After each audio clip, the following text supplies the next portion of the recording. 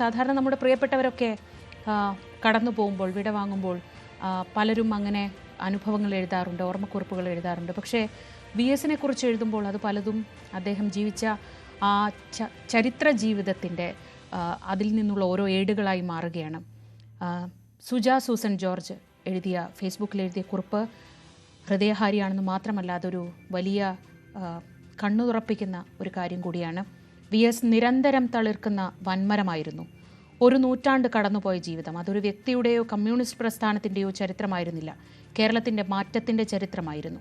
കണ്ണേ കരളെ VSA, ഞങ്ങളുടെ ചങ്കിലെ റോസാപ്പൂവെ എന്ന് തൊണ്ട പൊട്ടി തൊണ്ടയിടറി കണ്ണു നിറഞ്ഞ് ജീവൻ്റെ ആഴത്തിൽ നിന്ന് ഉതിർക്കുന്ന മുദ്രാവാക്യങ്ങൾ ശബ്ദമില്ലാത്തവരുടെ ശബ്ദങ്ങളുടെ ഇടിമുഴക്കമായിരുന്നു.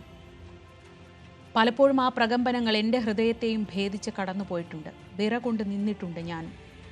സൂര്യനെല്ലി കേസും VSും അത് വലിയൊരു ചരിത്രമാണ്. അതിൽ അവസാനത്തെ ഖണ്ഡമാണ് ഇവിടെ കുറിക്കുന്നത്. VS പ്രതിപക്ഷ നേതാവായിരുന്ന കാലം. ഒരു ദിവസം എനിക്ക് വന്ന ഒരു ഫോൺ വിളി VS അച്യുതാനന്ദൻ്റേതായിരുന്നു. അദ്ദേഹത്തിന് എന്നെ നേരിട്ട് കണ്ട് സൂര്യനെല്ലി കേസിനെ കുറിച്ച് സംസാരിക്കണമെന്ന് പറഞ്ഞു. അങ്ങനെ കുട്ടനാട് പാർട്ടി ഓഫീസിൽ വെച്ച് അദ്ദേഹത്തെ കണ്ട് ദീർഘമായി സംസാരിച്ചു. ഞാൻ അത്ര അടുത്തിരുന്ന് VSനെ ആദ്യം കാണുകയാണ്. ടോൺഡ് ബോഡി, തിളങ്ങുന്ന ത്വക്ക്, നരകേറി കറുപ്പുമായാൻ ഇനിയും ഏറെയുണ്ട് ബാക്കി. പ്രായം 85 മുകളിൽ. അതിനടുത്ത ആഴ്ച VS ചങ്ങനാശ്ശേരിയിൽ അവരുടെ വീട് സന്ദർശിച്ചു. അടച്ചിട്ട മുറിയിലിരുന്ന് മാതാപിതാക്കളോടും അവളോടും സംസാരിച്ചു. അവരുടെ സങ്കടങ്ങളെ ആറ്റിത്തണുപ്പിച്ചു. പുറമേ നിന്ന് ഞാൻ മാത്രം.